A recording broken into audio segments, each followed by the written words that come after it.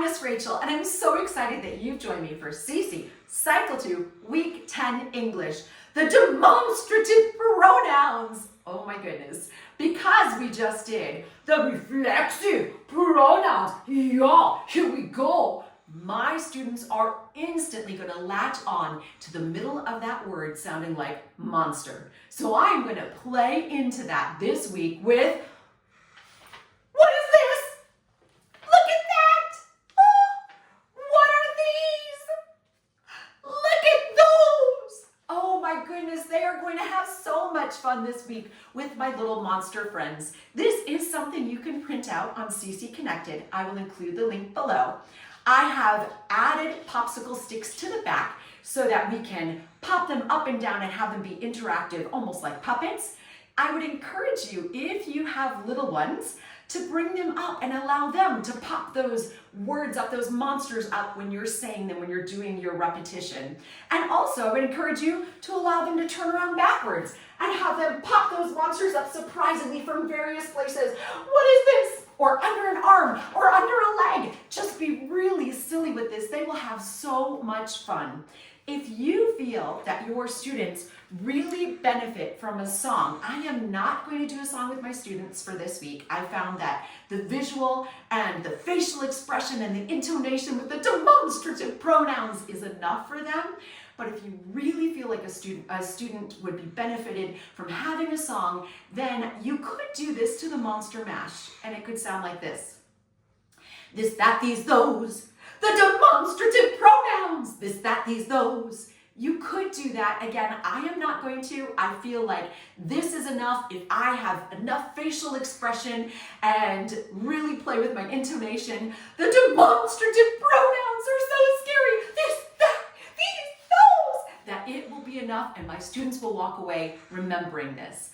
I'm also going to reinforce the demonstrative pronouns by playing the Roll a Monster game. If you're not familiar with it, it looks like this. I'll have the class collectively decide on a monster shape.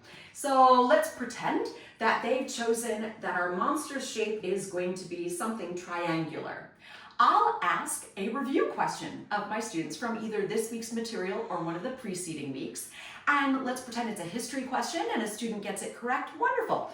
They will come up and they will roll a die. This is something I got from the dollar store or the Dollar General. They'll roll that and let's pretend that they got number 3.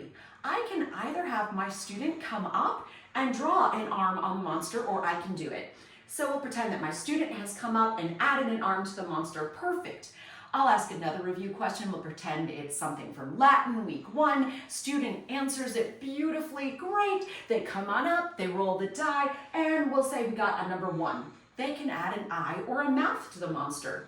So we'll go here, and we'll continue in this fashion, asking a review question and getting the response until we feel like our monster has enough appendages and decorations that he is complete. Then, if there is still time, I do have dry erase boards for each of my students, and if I didn't, I could pass out a piece of paper so that we could do this both collectively and individually. Here's what I mean by that.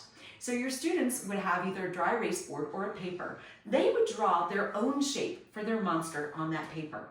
I would ask the class as a whole a review question. Someone would get it correct. Beautiful job. They'd come up, they'd roll the die, and then let's say we got let's do number 4, a tail or a nose. Every student on their own paper or their own board would then draw a tail or a nose to their monster. Another class review question, asking the entire class, choosing a student that I haven't heard from in a while. They'll come up, they'll roll the die, and we'll get, let's say, number 5, a leg. So we'll add a leg to our monster. And again, a little chicken leg. We'll continue on that way until we feel that our monsters are complete. And then I will take a moment to let everybody share the monsters that they've done.